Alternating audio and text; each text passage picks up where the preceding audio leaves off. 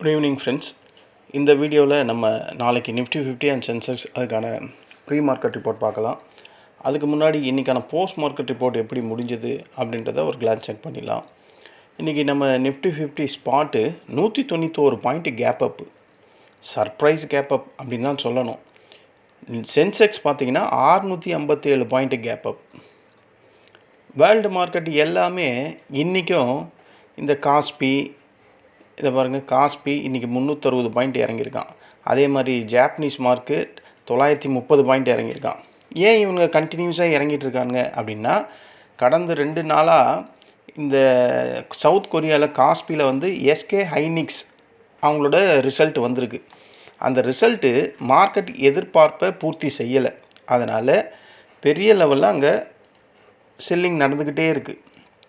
அது இல்லாமல் அந்த ஏஐ பூம் அங்கே தொடருமா அப்படின்ற ஒரு சந்தேகம், அதெல்லாம் மார்க்கெட்டில் பெரிய லெவலில் செல் ஆஃப் வந்துக்கிட்டே இருக்குது.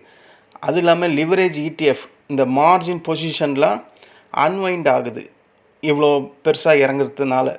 ஸோ இதுவும் பிரச்சனை. அப்புறம் இந்த சாம்சங் எலக்ட்ரானிக்ஸில் பெரிய லெவலில் செல்லிங். இதுதான் இந்த சவுத் கொரியா காஸ்பி கண்டினியூஸாக 2 நாளாக இறங்கி வந்துக்கிட்டே இருக்குது. அதாவது ரிசல்ட்டு வந்திருக்கு, ஆனால் ரிசல்ட்டு வந்து இன்னும் அதிகப்படியாக மார்க்கெட் எக்ஸ்பெக்டேட் பண்ணுறதுனால காஸ்பி பெரிய லெவலில் தாக்கு பிடிக்க முடியாமல் இன்றைக்கும் ஒரு 6% கிட்ட கீழே விழுந்திருக்கு. நேற்று 10%க்கு மேலே விழுந்திருந்து. இது சவுத் கொரியாவில். ஜாப்பனீஸ் மார்க்கெட்டில் என்ன வீக்னஸ் பாருங்கள், அவன் இன்றைக்கி 930 பாயிண்ட்டு 1.5% இறங்கியிருக்கான். ஜாப்பனீஸ்லேயும் சிப்பு அந்த டெக்னாலஜி ஸ்டாக்ஸில் பெரிய லெவலில் selling pressure. Global semiconductor sell off ஆகுது. ஏஐ வேல்யூவேஷன் முடிஞ்சு போதோ அப்படின்ற மாதிரி ஒரு கன்சர்ன். கொரியா சிப் ஸ்டாக்ஸு வீழ்ச்சியின் தாக்கம் ஜாப்பனீஸ் மார்க்கெட்லேயும் பெரிய லெவலில் செல்லிங் ப்ரெஷர். இதனால தான் ஜாப்பனீஸ் மார்க்கெட்டும் காஸ்பி மார்க்கெட்டும் பெரிய லெவலில் விழுந்திருக்கு. சரி, இப்போ இவங்கெல்லாம் டெக்னாலஜி ஸ்டாக்ஸ் விழும்போது அப்போ இந்தியாவில் இருக்க நிஃப்டி 50 தானே விழணும். நேற்றே இதே நிலமை தான் இருந்தது, இன்றைக்கும் அதே மாதிரி தான் இருக்குது. ஆனால் நிஃப்டி 50 மட்டும் எப்படி கேப் அப் 191 பாயிண்ட் வருது அப்படின்னு நீங்கள் கேட்குற கேள்வி நியாயமான கேள்வி. காரணம் என்னென்னா, இங்கே இருக்கக்கூடிய ஐடி செக்டார், இங்கே இருக்கக்கூடிய பேங்கிங் சப்போர்ட்டு, இங்கே இருக்கக்கூடிய எஃப்எம்சிஜி, இங்கே இருக்கிற கண்டினியூஸாக மார்க்கெட்டில் ஒரு ஷார்ட் செல்லிங் நடந்துக்கிட்டே இருந்தது. மார்க்கெட் சடார்னு ஒரு இவ்வளோ பெரிய கேப் அப் வரும்போது அந்த ஷார்ட் கவரிங்கை கண்டிப்பாக பொசிஷனை அந்த பொசிஷனை கண்டிப்பாக அவங்க எடுத்தே ஆகணும். ஓகேங்களா? ஷார்ட் செல்லிங் பண்ணவங்க கண்டிப்பாக பை பண்ணதுக்கப்புறம் மார்க்கெட் என்ன ஆகும், பெருசாக மேலே தானே போகும். இதுதான் நம்ம இந்தியன் மார்க்கெட்டில் நடந்திருக்கு. அப்போ இந்த ஏஐ டெக்னாலஜி நம்ம மார்க்கெட்டில் செமிகண்டக்டர் இந்த லெவல்லலாம் பெரிய லெவலில் அடிபடவே இல்லை. மாறா என்ன ஆயிடுச்சுன்னா, ஐடி செக்டார் நேற்று மாதிரி இன்றைக்கும் ஐடி செக்டார் தான் பெரிய ஹீரோ மார்க்கெட் ஏறினதுக்கு. Infosys, TCS, HCL, Tech Mahindra இந்த மாதிரி ஐடி ஸ்டாக்ஸ் எல்லாம் பெரிய லெவலில் பையிங் ப்ரெஷர். ஏன்னா சமீப காலமாக ரிசல்ட்டு அப்புறம் அந்த ஏஐ டிமாண்டு இது மீதான காரணமாக ஐடி இண்டெக்ஸ் பெரிய லெவலில் செல் ஆஃப் ஆகிக்கிட்டே இருந்தது. ஸோ அதோட ஆப்போசிட் ரியாக்ஷன் தொடர்ந்து இப்போது பையிங் ப்ரெஷர் வந்துக்கிட்டே இருக்குது. இதுதான் மார்க்கெட்டில் இந்த வேர்ல்டு மார்க்கெட்டை நிக்கியும் காஸ்பியும் விழுந்தாலும் நம்ம மார்க்கெட் ஏன் கேப் அப்பில் வருதுன்னா, ஐடி செக்டர் பெரிய லெவலில் மார்க்கெட்டுக்கு சப்போர்ட் பண்ணுது. அது இல்லாமல் இன்றைக்கி பேங்கிங் கூட நல்ல support. HDFC bank, ICC bank இந்த மாதிரி ஹெவி வெயிட்ஸ் எல்லாம் இன்றைக்கி நல்ல சப்போர்ட்டு. நிஃப்டி 50 ஏறத்துக்கு முக்கிய காரணம் பேங்க் வெயிட்டேஜ் அதிகமாக இருக்கிறதுனால தான் நம்ம நிஃப்டி 50 மேலே ஏறுது. இன்றைக்கி எஃப்எம்சிஜியில் கூட நல்ல பையிங். இந்த HUL இந்துஸ்தான் யூனிலீவர் அதில் இன்றைக்கி அப்படியே ஸ்டாக்ஸ் வந்து நேற்று நெகட்டிவாக இருந்தது, இன்றைக்கி அப்படியே ஆப்போசிட்டாக வந்து பாசிட்டிவ்க்கு வர ஆரம்பிச்சிச்சு. மேலும் முக்கியமான காரணம் ஷார்ட் கவரிங். கடந்த சில நாட்களாகவே பேரிஷ் பொசிஷனில் அதிகமாக வச்சுருப்பாங்க. திடீர்னு காலையில் ஒரு பெரிய கேப் அப் ஓப்பனிங் வந்ததுக்கப்புறம் அந்த ஷார்ட் கவரிங் ரேலி மார்க்கெட்டில் ஸ்டார்ட் ஆகிடுச்சு. இதுதான் மார்க்கெட்டில் இன்றைக்கி நம்ம மார்க்கெட் நேற்றும் ஏறினதுக்கு காரணம், இன்றைக்கும் ஏறினதுக்கு காரணம். அது இல்லாமல் க்ரூட் ஆயில் என்ன சொல்லுது? க்ரூட் ஆயில் நம்ம பார்த்தோம்னா இன்றைக்கி க்ரூட் ஆயில் 85க்கு மேலே தான் ட்ரேட் ஆகுது. காலையில் 81 இருந்தது, 86 வரையும் போச்சு, இப்போ 85ல் ட்ரேட் ஆகுது. க்ரூட் ஆயில் என்னை பொறுத்தவரையும் விலை அதிகமாக இருக்குது. ஆனால் மார்க்கெட் ஏறிக்கிட்டு இருக்கு. காரணம் என்னென்னா, நான் இப்போ சொன்ன இந்த 4மே தான். எது ஐடி செக்டார் பெரிய support, banking support, FMCG support, அந்த ஃபினான்ஷியல் ஸ்டாக் சப்போர்ட்டு, இதெல்லாம் இல்லாமல் ஷார்ட் கவரிங் ரேலி பெரிய லெவலில் மார்க்கெட்டுக்கு பெரிய ஹெல்ப்பாக இருந்தது. ஏன்னா $85 இருக்கும் போது விழுந்த நம்ம மார்க்கெட் இன்றைக்கும் அதே 85 தான் ட்ரேட் ஆகுது. ஆனால் ஆப்போசிட்டில் மார்க்கெட் ஏறி போயிட்டுருக்கு. ஸோ நம்ம மார்க்கெட் கேப் அப் வந்துட்டு அந்த கேப் அப்பை அப்படியே சஸ்டெயின் பண்ணியிருக்கு. ஆனால் மார்க்கெட் பெரிய லெவல் ரேலி போச்சா இன்ட்ராடேல அப்படின்னு கேட்டால் என்னை பொறுத்தவரையும் போகல அப்படின்றத நான் தைரியமாக சொல்லுவேன். பாருங்களேன் மார்க்கெட் போன வேகத்தை, தூரத்தை. அந்த 200 point gap up, 200 point gap அப்லேருந்து எக்ஸ்ட்ரா எவ்வளோ ஏறி இருக்குது மார்க்கெட்டு? 64 பாயிண்ட்டு தான் நிஃப்டி 50 ஏறி இருக்குது. இவன் 660 பாயிண்ட்டு, 220 பாயிண்ட்டு சென்செக்ஸ் ஏறி இருக்கான். ஒரு நாளைக்கு 60 பாயிண்ட்டு நிஃப்டி 50 ஏறுறது ரொம்ப நாளுக்கு அப்புறம். ஒரு 2 நாளாக இப்படி தான் மார்க்கெட் நடந்துக்கிட்டே இருக்குது. காரணம் என்னென்னா, மார்க்கெட்டில் பயம் இல்லை. இந்தியா விக்ஸு இன்னமும் குறைஞ்சிருக்கு. இன்றைக்கி 4.5% கிட்ட குறைஞ்சிருக்கு. 12ல் ட்ரேட் ஆகிட்டுருக்கு.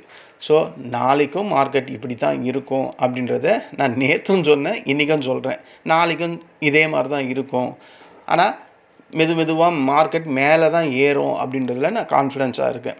ஏன்னா மார்க்கெட்டில் பதட்டம் இல்லை, பயம் இல்லை, பேனிக் செல்லிங் வரப்போகிறதில்ல. மார்க்கெட் கொஞ்சம் கொஞ்சமாக மேலே தான் ஏறுது.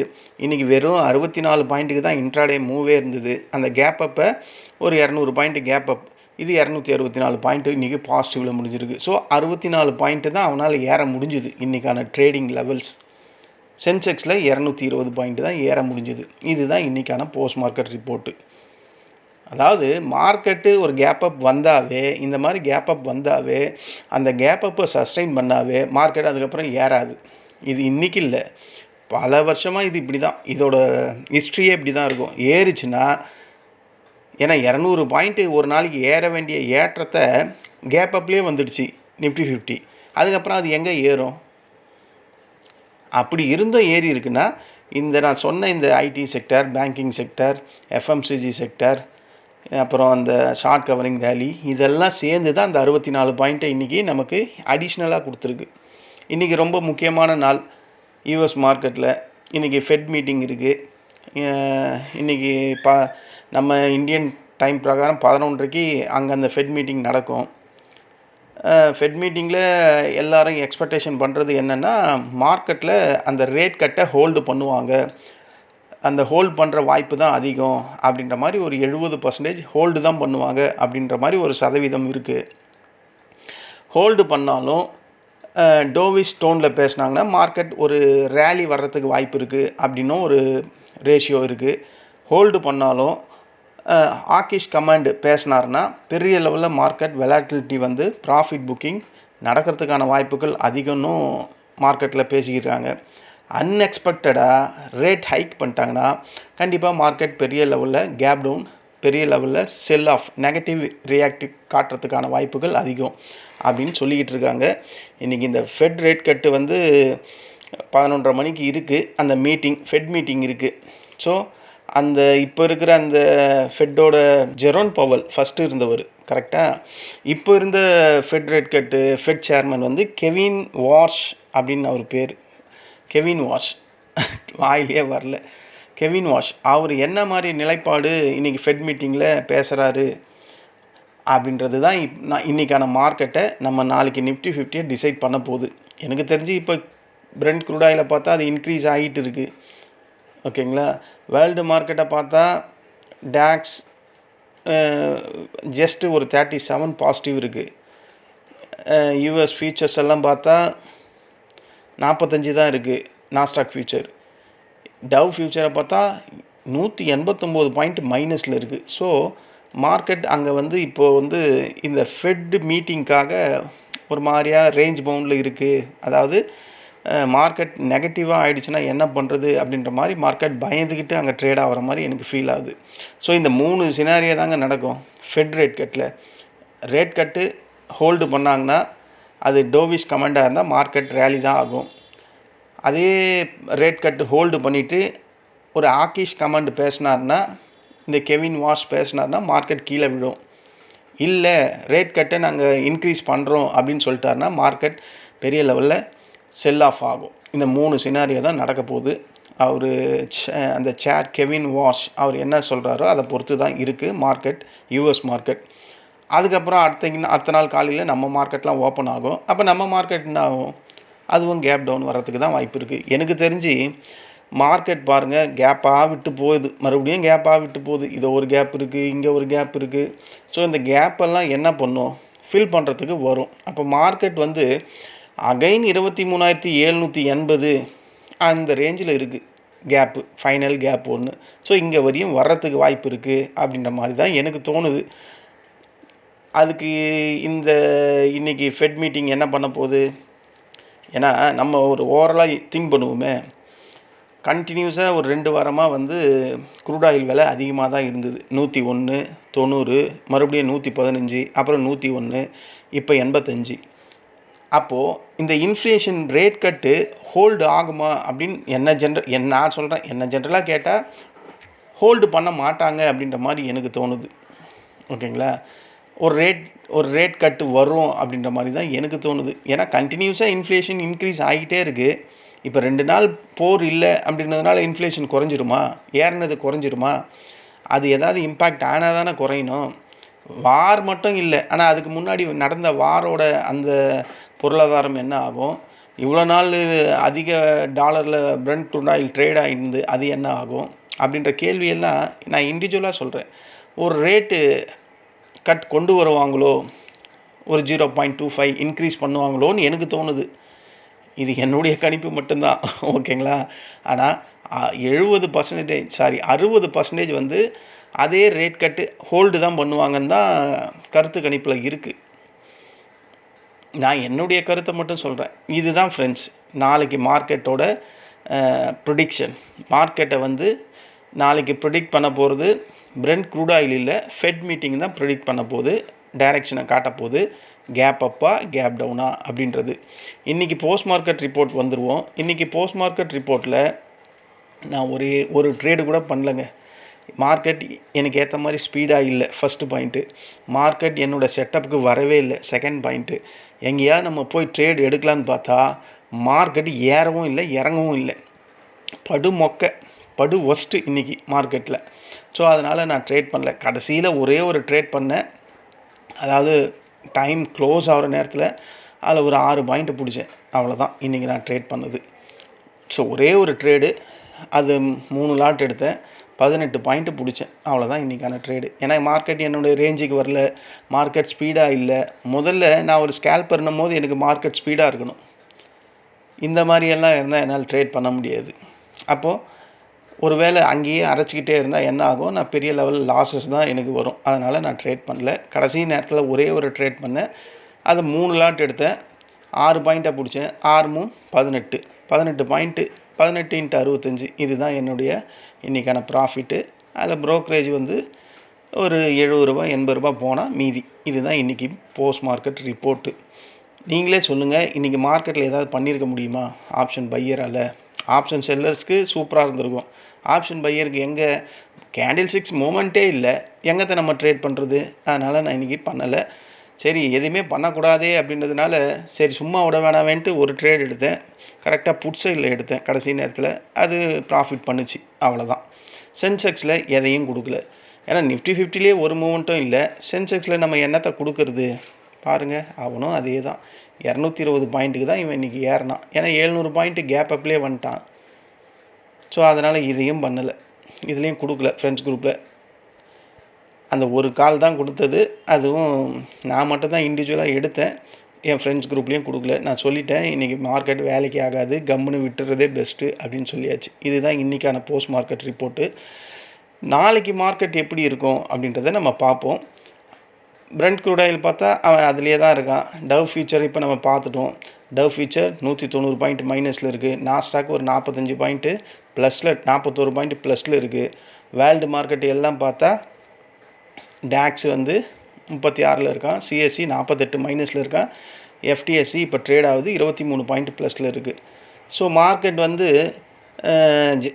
ஏஷியன் மார்க்கெட் எல்லாம் மைனஸில் இருக்குது, காஸ்பி மைனஸில் இருக்குது, நிக்கி மைனஸில் இருக்குது, நம்ம பாசிட்டிவில் இருக்கோம். நம்ம 264 point positive, Sensex 888 point positive. But US futures வந்து இவன் ஒன்று ப்ளஸ்ஸாக இருக்கான், அவன் ஒன்று மைனஸாக இருக்கான், கான்ட்ரரியாக இருக்குது. அப்போ மார்க்கெட்டை டிசைட் பண்ண போகிறது இந்த ஃபெட் மீட்டிங் இன்றைக்கி நம்ம இந்தியன் டைமில் 11:30 மணிக்கு. ஸோ கெவின் வாஷ் என்ன சொல்கிறாரோ அதை பொறுத்து மார்க்கெட் கேப் டவுனா கேப் அப்பா அப்படின்றது நாளைக்கு தெரியும். ஓகேங்களா. பிரெண்ட் க்ரூட் ஆயிலும் என்னை பொறுத்தவரையும் 85ன்றது அதிகம்தான். ஸோ மார்க்கெட்டில் இதை நம்மளால் ப்ரிடிக்ட் பண்ண முடியாது. ஏன்னா ஒரு கவர்மெண்ட்டை இன்றைக்கி அதோட ஃபெட் சேர்மன் வந்து டிசைட் பண்ண போகிறாரு.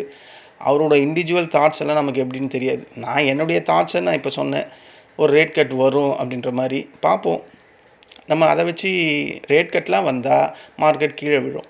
ஸோ நான் சொன்ன கணிப்பு பிரகாரம் ரேட் கட் வந்ததுன்னா கீழே வந்தால் மார்க்கெட்டுக்கு ஃபஸ்ட்டு சப்போர்ட்டு சென்செக்ஸ் இது 77,325 இதுதான் ஃபஸ்ட்டு சப்போர்ட்டாக இருக்கும். அதையும் மார்க்கெட் உடைக்குது. ஏன்னா ஒரு ரேட் கட் பண்ணிட்டாங்கன்னா மார்க்கெட் கீழே தான் விழும். அப்போ அதுக்கும் கீழே வந்ததுன்னா 77,034 செகண்ட் சப்போர்ட்டு. தேர்டு வந்து 76,340. ஃபோர்த்து வந்து 76,426. அப்போ நான் எவ்வளோ பாயிண்ட்டு போட்டிருக்கேன்? 1200 பாயிண்ட்டு டவுனு வாய்ப்புகள் இருக்குது ஒரு ரேட் கட்டு வந்தால். அப்போனா இந்த கேப் எல்லாம் ஃபில் பண்ணுறதுக்கான வாய்ப்பு இருக்குது அப்படின்னு நான் சொன்னதுக்கு காரணம் இதுதான். ரேட் கட் வந்தால், இல்லை ரேட் கட் ஹோல்டு பண்ணிவிட்டு ஒரு ஆக்கிஷ் கமெண்ட் சொன்னாலும் கண்டிப்பாக இந்த கேப்பெல்லாம் ஃபில் பண்ணுறதுக்கு வாய்ப்பு இருக்குது. இல்லை ரேட் கட் ஹோல்டு பண்ணிவிட்டு ஒரு டோவிஷ் கமெண்டு சொல்கிறாரு அப்படின்னா மார்க்கெட் கேப் அப் தான் வரும். அப்படி வந்தால் ஃபஸ்ட்டு ரெசிஸ்டண்ட்டு 77,961, அதை ஸ்ட்ராங்காக உடைச்சா 78,280. அதையும் மார்க்கெட் உடைக்குதுன்னா 78,636. இந்த 3 ரெசிஸ்டன்ட் லெவல் நாளைக்கு சென்செக்ஸில் இன்ட்ராடே லெவல்ஸாக இருக்கும். நாளைக்கு சென்செக்ஸ் வேறு, வீக்லி எக்ஸ்பைரி. சென்செக்ஸ் வீக்லி எக்ஸ்பைரினாவே மார்க்கெட் இறங்கும். பார்ப்போம் என்ன நடக்குது அப்படின்ட்டு. நிஃப்டி 50 வருவோம். நிஃப்டி 50 வந்தால் இவன் ஆக்சுவல் க்ளோஸ் வந்து 24,242 க்ளோஸ் ஆகிருக்கு. வெயிட்டட் ஆவரேஜில் 24,250ன்னு இருக்குது. ஒரு கேப் டவுன் ஓப்பனிங் நான் சொன்ன அந்த சினாரியோவில் நடந்தால் ஒரு கேப் டவுன் ஓப்பனிங் வந்தால் 24,186 ஃபஸ்ட்டு சப்போர்ட்டு. அதையும் மார்க்கெட் உடைக்குதுன்னா 24,086. அதுக்கும் கீழே மார்க்கெட் வருதுன்னா 24,000 சைக்காலஜிக்கல் நம்பர். இந்த 3 சப்போர்ட்டு நாளைக்கு நிஃப்டி 50ல் இன்ட்ராடே லெவல்ஸை ஆக்ட் ஆகிறதுக்கான வாய்ப்பு இருக்குது. இல்லை நார்மல் ஒரு டோவிஷ் கமெண்ட் தான் சொல்கிறாரு, ரேட் அதே ரேட்டில் தான் இருக்குது அப்படின்னா 24,300 ஃபஸ்ட்டு ரெசிஸ்டண்ட்டு. மார்க்கெட் அதை உடைச்சிதுன்னா 24,374. ஓகேங்களா. மார்க்கெட் அதுக்கு மேலே போகுதுன்னா 24,450. இந்த 3 ரெசிஸ்டன்ட் லெவல் நாளைக்கு நிஃப்டி 50ல் இன்ட்ராடே லெவல்ஸை ஆக்ட் ஆகிறதுக்கான வாய்ப்புகள் அதிகம். ஓகேங்களா. இதுதான் ஃப்ரெண்ட்ஸ், இப்படி தான் மார்க்கெட்டில் இன்ட்ராடே லெவல்ஸ் இருக்கும் அப்படின்ற மாதிரி நான் ப்ரிடிக்ட் பண்ணுறேன். பார்ப்போம். கெவின் வாஷ் கிட்ட தான் மார்க்கெட் இருக்குது. அவரோட கமெண்டை பொறுத்து, அதை பொறுத்து தான் மார்க்கெட் நாளைக்கு. ஏன்னா நாளைக்கு நியூஸ் பேஸ்டு மார்க்கெட், அதனால் நம்ம ப்ரிடிக்ஷன்லாம் வேலைக்கு ஆகுமா ஆகாதான்லாம் தெரியாது. ஸோ அவர் பேசுகிறதுக்கு வழி இந்த மாதிரி இருக்குது. 3 சினாரியை சொல்லியிருக்கேன். 3 சினாரியில் ஏதோ ஒன்று கண்டிப்பாக நடக்க தான் போகுது. அதுக்கேற்ற மாதிரி மார்க்கெட் கேப் டவுனா கேப் அப்பா அப்படின்றது நமக்கு இங்கே தெரியும், நாளைக்கு தெரியும். அதுக்கு முன்னாடி யூஎஸ் மார்க்கெட்டே தெரிஞ்சிடும், நைட்டில் காட்டி கொடுத்துரும். 12 மணிக்கு மேலே நம்ம எஸ்ஜிஎஸ் நிஃப்டியை பார்த்தா தெரிஞ்சிடும். நம்ம அவ்வளோ நேரம் யார் முழிச்சிட்டு இருந்து அதுக்காக பார்த்துட்ருக்குது. ஆனால் ஓவர் நைட் பொசிஷன் வாங்கி வச்சுருக்கவங்க அந்த மாதிரி கண்ணு முழிச்சு பார்த்துக்கிட்டே இருப்பாங்க, என்ன ஆகுது ஏதாவதுன்னு. அதுக்கப்புறம் எங்கே அவங்க தூங்குறது? அவங்களுக்கு ஃபேவராக முடிஞ்சால் தூக்கம் வரும், அவங்களுக்கு ஆப்போசிட்டாக வந்தால் அந்த மாதிரி உக்காந்துக்கிட்டே இருக்க வேண்டியது தான். மார்க்கெட் எப்படா ஓப்பன் ஆகும் அப்படின்ட்டு. அது பொசிஷன் வச்சுருக்கவங்களுக்கு தான் அது இன்றைக்கி நைட்டு அதுக்கான விளக்கம் புரியும். இதுதான் இன்றைக்கான போஸ்ட் மார்க்கெட்டும் நாளைக்கான ப்ரீ மார்க்கெட்டும். இங்கே ஒரு டிஸ்க்ளைமர், இங்கே கோடிட்டு காட்டியிருக்க இந்த ரெட்டு, இந்த ப்ளூ, இந்த க்ரீன்லாம் ட்ரேடிங் ரெக்கமெண்டேஷன் லைன்ஸ்லாம் கிடையாது. இதை நம்பி எந்த ஒரு ட்ரேடும் பண்ணி உங்கள் வேல்யூபிள் மணியை இழந்துடாதீங்க. மணி போச்சு, வாழ்க்கை போச்சு, நிம்மதி போச்சு, உயிரே போச்சு. அதனால் இத்தனை போச்சியை விட்டுறாதீங்க. மெயின் போச்சாக இருக்கிற பணத்தை பிடிச்சிங்க, அதுக்கேற்ற மாதிரி ட்ரேட் பண்ணுங்கள். அதுவும் ஒரு ஐடிஎம்மாக ட்ரேட் பண்ணுங்கள். அதுதான் உங்களை பெரிய லெவல் லாஸஸ்லேருந்து காப்பாற்றுக்கிற ஒரே வழி, அதுதான் ஐடிஎம். இதுதான் எனக்கு தெரிஞ்ச ஒரு ஆலோசனை. இதை நீங்கள் அக்செப்ட் பண்ணிக்கிட்டு அதில் ஐடிஎம்மில் ட்ரேட் பண்ணுறது புத்திசாலித்தனமாக இருக்கும் அதுக்கும் கரெக்டான டைம் வேணும், கரெக்டான என்ட்ரி எக்ஸிக்யூஷன் டைம் வேணும். இதெல்லாம் கரெக்டாக இருந்தால் ப்ராஃபிட் பண்ணலாம். இதை பாருங்கள், நான் இன்றைக்கி ட்ரேடே பண்ணலை. சரி, ஏன்டா ட்ரேட் பண்ணாமல் போகிறோமேனு ஒரு பக்கம் கவலையாக இருந்தாலும் சரி, ஒரு ட்ரேட் பண்ணுவோமேனு கடைசியில் எடுத்தேன். 6 பாயிண்ட் கிடைக்கலையா, 18 பாயிண்ட்டு. சரி, இந்த 18 பாயிண்ட்டுனா கூட சும்மா ஒரு 1100 ரூபா யார் கொடுப்பா அப்படின்ற மாதிரி தோணுதில்ல. ஸோ அப்போ எங்கேயோ ஒரு வழி இருக்குல்ல சம்பாதிக்கிறதுக்கு, அந்த வழியை கண்டுபிடிங்கன்னு சொல்கிறேன். அது ஐடிஎம்மில் இருக்குதுன்னு நான் சொல்கிறேன். சரி ஃப்ரெண்ட்ஸ், இதுதான் நாளைக்கான ப்ரீ மார்க்கெட் ரிப்போர்ட்டு. இந்த ரிப்போர்ட் உங்களுக்கு பிடிச்சிருந்தா என்னுடைய சேனலை சப்ஸ்கிரைப் பண்ணுங்கள். நம்ம நாளைக்கு சென்செக்ஸ் எக்ஸ்பைரியில் மீண்டும் சந்திக்கலாம். நன்றி, வணக்கம்.